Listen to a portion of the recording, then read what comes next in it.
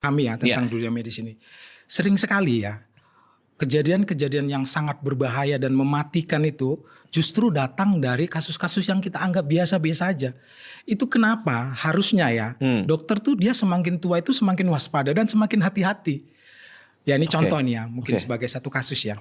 Mas pernah dengar nggak emboli air ketuban? Emboli air ketuban. Nggak tahu. Emboli air ketuban itu adalah salah satu komplikasi medis yang biasanya terjadi setelah bayi lahir nih, plasenta lahir, terus tiba-tiba aja ibunya itu sesak terus meninggal.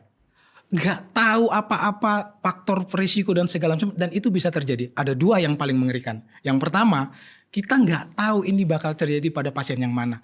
Dan yang kedua, ini pasti akan terjadi suatu waktu pada pasien yang kita tangani. Hanya saja kita nggak tahu karena memang secara frekuensi itu memang akan terjadi.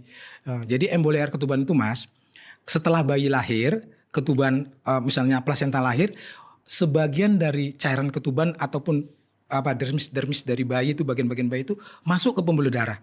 Dan dia akan bisa kalau dia menutup pembuluh darah jantung, maka pasiennya itu seperti serangan jantung, tep gitu.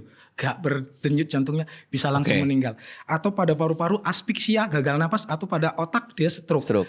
Dan mengerikannya, meskipun kita berada di tempat yang paling siap sekalipun, di ruang operasi, di ICU kan kita siap tuh, ada kejut jantung, ada segala macam, ada dokter anestesi, ada kita dokter spesialis. Meskipun semua itu ada, sering sekali pasien-pasien ini tetap berakhir dengan kematian ataupun kondisi cacat seumur hidup. Kalau ke otak